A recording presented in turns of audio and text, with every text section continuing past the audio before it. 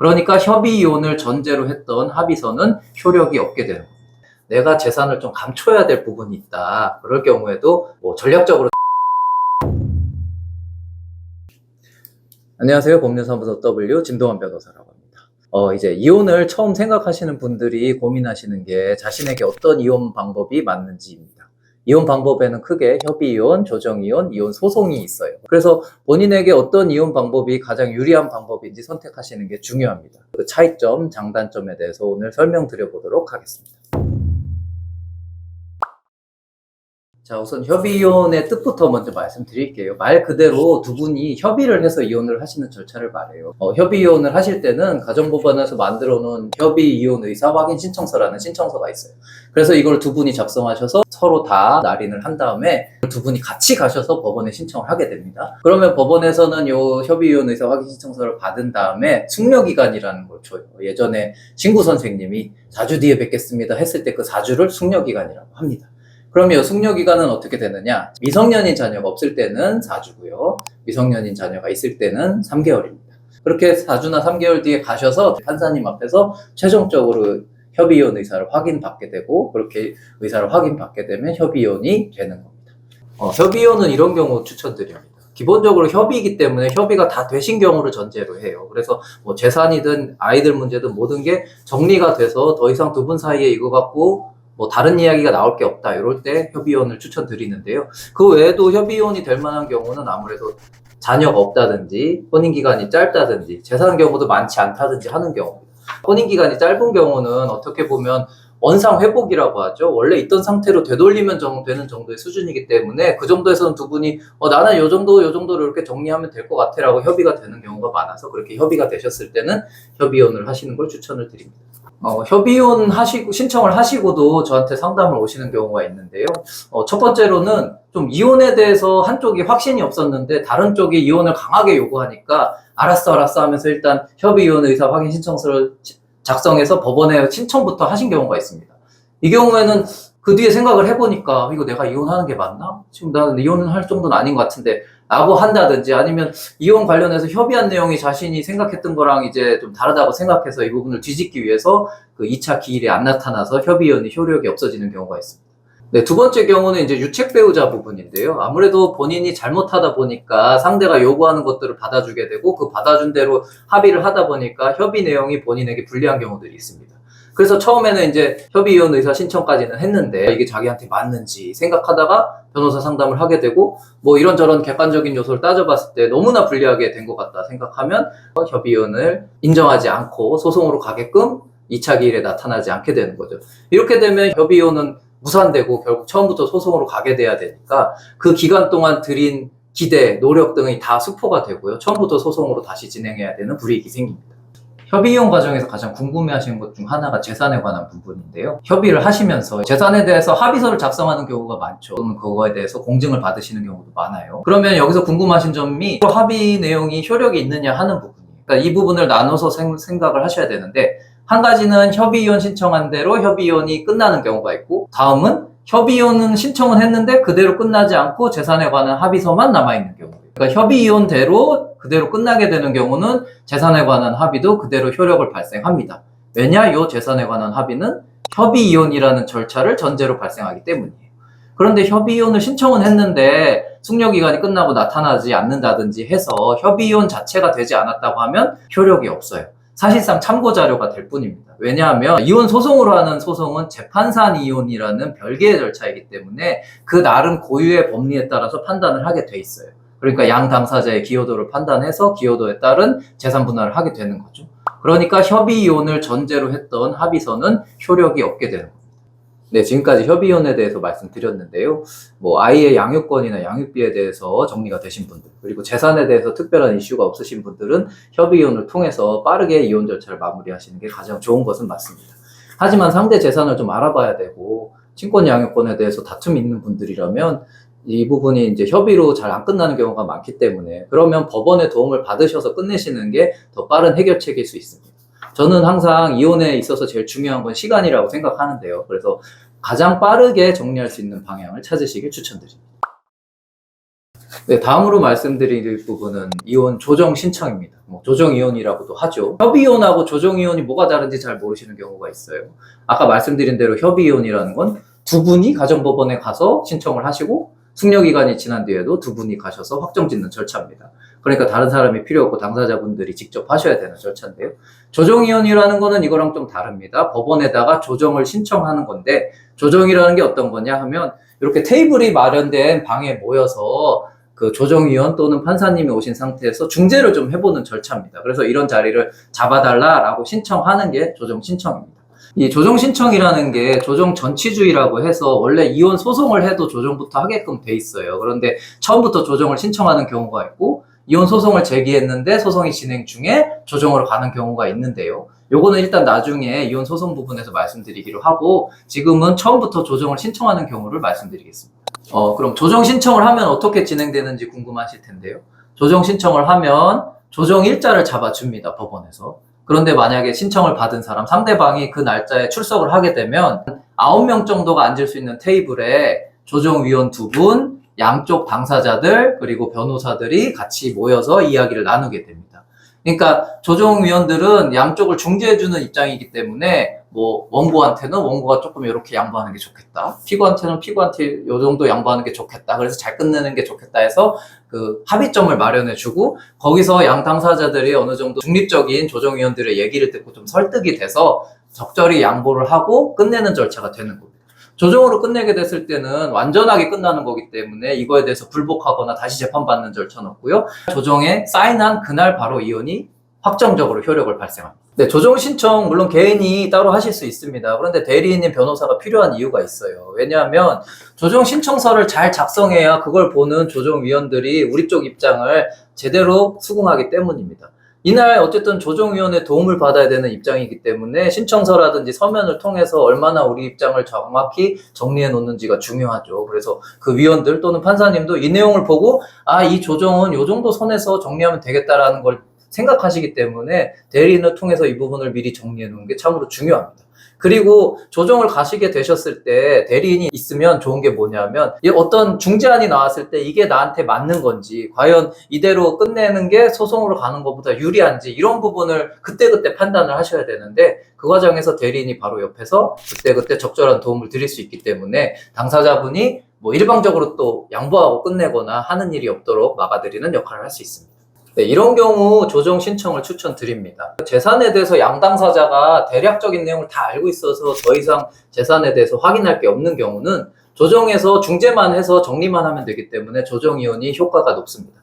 그리고 어떻게 보면 역으로 말씀드리면 내가 재산을 좀 감춰야 될 부분이 있다. 그럴 경우에도 전략적으로 조정 신청해서 빨리 정리하고 끝내는 방법을 쓰기도 합니다. 마지막으로 조정 신청이 좀 필요한 분들이 어떤 경우냐 하면 흔히 말하는 유책 배우자죠.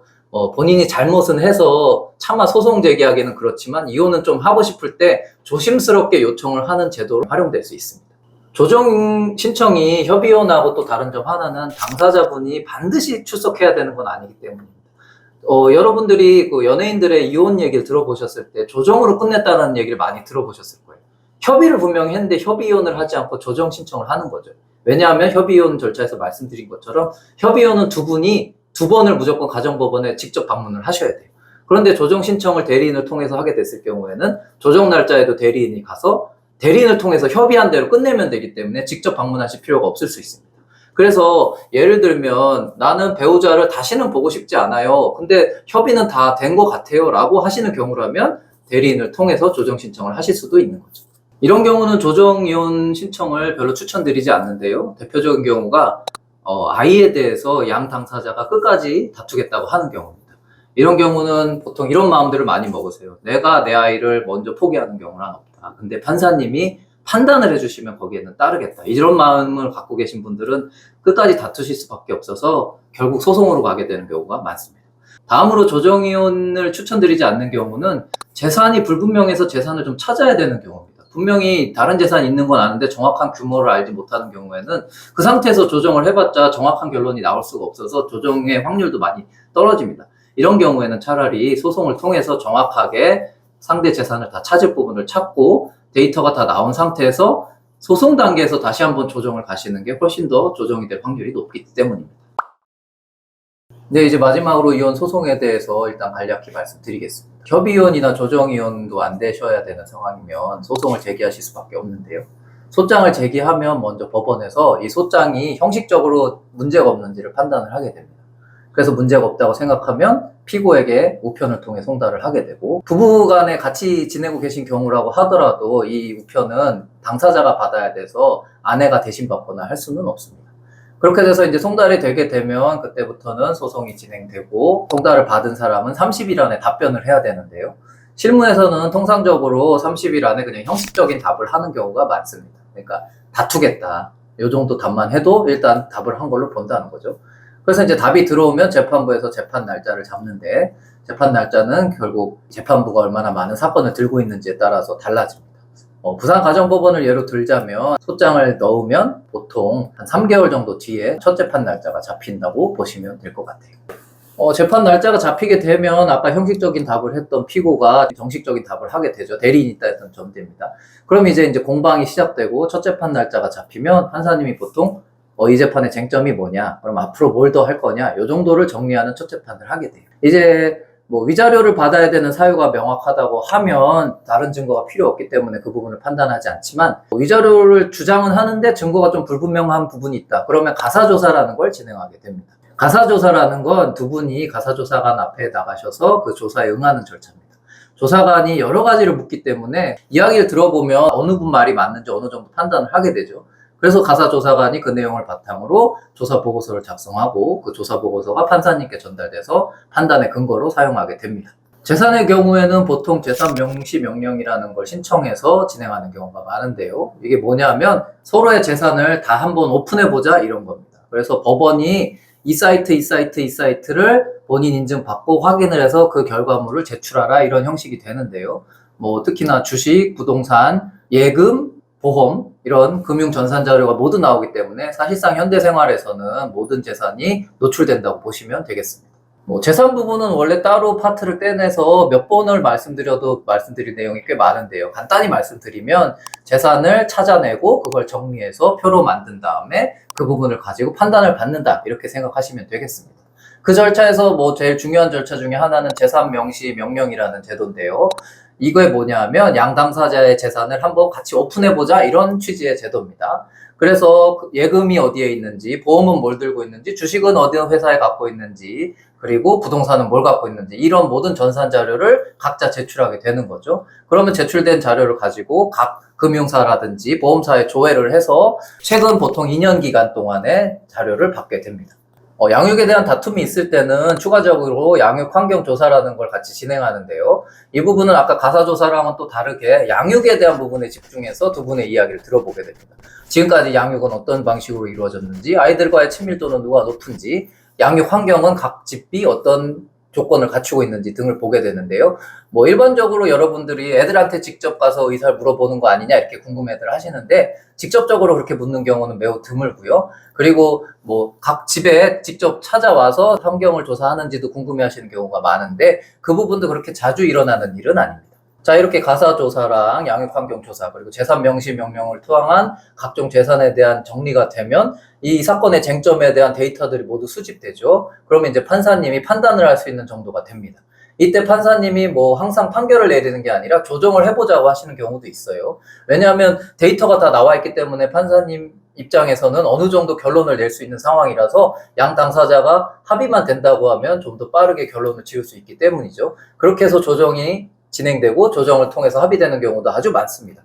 그래서 이혼 소송을 하신다고 해서 무조건 판결로 끝난다고 생각하실 건 아니고요. 이렇게 데이터가 모인 다음에 그걸 바탕으로 조정이 되는 경우도 많기 때문에 꼭 소송이 판결로만 끝난다, 누가 이기고 지는 걸로만 끝난다고 생각하실 필요는 없습니다. 재판상 이혼을 했을 때는 이혼 사유가 있어야 돼요. 그러니까 유책 사유라고 하죠. 상대방이 잘못한 부분을 지적해야 되는데 민법 840조에서 이걸 규정하고 있습니다. 840조 1호에서는 부정행위를 먼저 얘기하죠. 결국 우리나라 사회에서 가장 큰 이혼 사유로는 부정행위를 뽑는다는 겁니다. 그래서 상대방의 부정행위에는 정서적인 부정행위 포함되고 당연히 육체적인 부분까지도 포함이 됩니다. 그리고 다른 이혼 사유로는 부당한 대우, 그러니까 폭력 등이 있을 수 있고, 고부간의 갈등 이런 부분도 있을 수 있습니다. 장기간 유기한 부분, 유기라는 거 그러니까 방치했다는 부분이죠. 이런 부분도 이혼 사유가 될 수도 있고 기타 중대한 사유도 있는데요. 기타 중대한 사유는 너무나 범위가 넓기 때문에 뭐 하나로 딱 요약해서 말씀드리기는 어려운 면은 있습니다. 소송을 통해서 이혼을 하시게 되셨을 때 보통 어느 정도 기간이 걸리는지 궁금해 하시는 분들이 많습니다. 이거는 양쪽이 다툰다는 전제로 말씀을 드릴게요. 양쪽이 다퉜을 때 그래도 못해도 6개월에서 8개월 이상은 걸린다고 말씀을 드려요. 왜냐하면 법원의 시간이라는 게 일반인들이 생각하는 거랑 달리 뭐 한 번 하면 한 달씩 가거든요. 그러니까 소장 제출하고 답변하는 기간도 한 달. 답변 받으면 재판 잡아주는 것도 뭐 한두 달 뒤에. 첫 재판 하면 다음 재판도 보통 한 달 뒤에 잡아주고 이렇게 뭐 한 번 하면 한 달씩 가기 때문에 시간이 되게 빠르게 지나갑니다. 그 기간 동안을 얼마나 잘 활용하는지가 중요해서 숙련된 변호사 사무실에서는 그 기간을 놓치지 않고 잘 활용을 하지요. 이혼 소송에서 가장 궁금해하시는 점이 변호사 비용이 얼마인가 하는 점입니다. 통상적으로 봤을 때 이혼 소송 변호사 비용은 500만 원부터 많게는 1000만 원까지 가기도 하는데요. 작게 얘기하는 곳은 400만 원 정도를 이야기하는 곳도 있습니다. 그리고 이혼 소송에서 이 부분은 착수금이기 때문에 전체 소송을 진행하는 비용이라고 보시면 되고요. 인지대나 송달료 등 법원에 내셔야 되는 비용은 따로 포함되지 않는 게 통상적입니다. 그리고 가압류라든지 사전처분 신청 이런 별도의 사건 번호가 붙는 사건들이 있는데 통상의 변호사 사무실에서는 이 부분에 대해서 추가적인 금액을 받고 있다는 점도 알고 계시면 좋겠습니다. 성공보수라는 개념에 대해서 들어보셨을 겁니다. 소송이 끝났을 때 변호사 사무실에 지급하는 수수료 개념인데요. 이 성공보수 약정은 보통 5 내지 10%로 하는 게 통상적입니다. 현재보다 좋아지는 경제적 이익 부분에 대해서 5% 내지 10%를 변호사가 수고했다는 비용으로 주시는 건데 이 부분을 계약서에 쓰실 때 좀 주의를 하셔야 됩니다. 특히나 이미 내가 가지고 있는 부분까지 포함해서 계산되는 것은 아닌지 주의를 해보시면 좋겠습니다. 그리고 재산이 정말 많으신 경우가 있는데요. 이 경우에는 성공보수가 정말 높게 책정될 수가 있습니다. 그렇기 때문에 성공보수의 퍼센트 자체를 좀 낮게 잡으시는 경우가 있고 아니면 그 성공보수로 책정될 금액의 상한선을 정하시는 것도 방법입니다. 따라서 이런 부분 잘 검토하셔서 계약서 작성하시길 부탁드립니다. 그리고 이 질문들 많이 하세요. 유책 배우자도 이혼 소송할 수 있나요? 소송을 했을 때 질 수도 있습니다. 그거는 당연히 유책 배우자니까 질 수도 있죠. 근데 소송 자체를 할 수 있느냐는 또 다른 문제입니다. 소송 자체는 형식적으로 청구를 할 수는 있어요. 그런데 상대가 반드시 이혼 기각을 구하는 것만은 아닙니다. 이제 나도 이 혼인관계는 끝난 것 같다. 그러면 내가 받을 거 받고 정리할 거 정리해야겠다라고 하면서 반소를 제기할 때도 있어요. 그렇게 되면 이혼은 되시는 겁니다. 다만 위자료를 주실 부분은 주셔야 되고 재산 분할이 있다면 그 부분도 정리가 돼야 되는 거죠. 그런데 보통 유책 배우자분들은 이혼하는 것 자체가 목적이기 때문에 이렇게 되면 자신이 원하는 방향으로 소송 결과가 흘러가게 될 수도 있습니다. 그래서 아무것도 안 하고 계시는 것과 그래도 뭔가 액션을 취해서 조정 신청이나 이혼 소송으로 해서 이혼에 이르게 되는 건 다르기 때문에 이 부분을 어떻게 해야 될지에 대해서는 변호사랑 좀 상담을 해보시는 게 좋을 것 같습니다. 그러면 유책 배우자로서 소송을 제기했다가 패소했을 경우 그러면 이걸 뒤집을 수는 없냐 이 부분을 궁금해 하시는 분들이 많은데요. 보통 곧바로 다시 해서 뒤집는 건 있을 수 없죠. 근데 만약에 그 파탄 상태가 장시간에 걸쳐서 계속된다고 하면 이 혼인관계는 끝나는 게 맞다는 판단을 법원이 할 수도 있습니다. 그래서 예를 들면 수년에 걸쳐서 그 상태가 계속 유지가 되고 두 사람의 관계는 회복이 되지도 않고 남처럼 계속 살고 있는 게 누가 봐도 명백하다 했을 때는 만약에 다시 소송을 제기하거나 했을 때 법원에서 다른 판단을 할 수도 있어서 이 부분도 알고 계시면 좋겠습니다. 자, 이제 소장을 받으신 입장에서 이혼을 원하지 않는 경우가 있습니다. 이 경우는 두 가지가 있겠죠. 잘못한 게 없어서 이혼을 원치 않는 경우가 있으실 수 있고 잘못은 했지만 그래도 이혼은 안 했으면 하는 경우가 있을 수 있습니다. 잘못을 하지 않은 경우라고 하시면 잘못하지 않았다는 점을 적극적으로 입증을 하셔야 되는 거죠. 그래서 그 입증 과정에서는 변호사의 도움을 받으셔서 어떤 증거를 통해서 어떻게 입증하실지 고민해 보시는 게 필요합니다. 그리고 잘못을 했지만 그래도 이혼은 원치 않는다고 하시는 경우도 있습니다. 물론 잘못을 했기 때문에 상대가 끝까지 이혼을 주장했을 때 그 결과가 그대로 나올 가능성이 있긴 한데요. 그렇다 하더라도 법원에서 나는 이런 사정으로 인해 다시 한번 잘 노력해보고 싶습니다 하면서 부부 상담을 구하거나 해서 마음을 돌리는 경우도 종종 존재하기는 합니다. 네, 지금까지 협의 이혼하고 조정 이혼 소송에 대해서 좀 간략히 말씀을 드렸습니다. 저는 이 기준점을 잡을 때 가장 중요하게 생각하는 게 어떻게 보면 시간이에요. 어떻게 하면 가장 빠르고 정확하게 정리할 것인가. 왜냐하면 시간이란 가치는 돈으로 환산할 수 없기 때문이죠. 그래서 어떻게 하면 내가 행복해질 수 있을까를 고민하시고 그 과정에서 어떤 방향으로 어떤 방식으로 이혼을 하면 될지에 대해서도 고민해 보시길 바랍니다.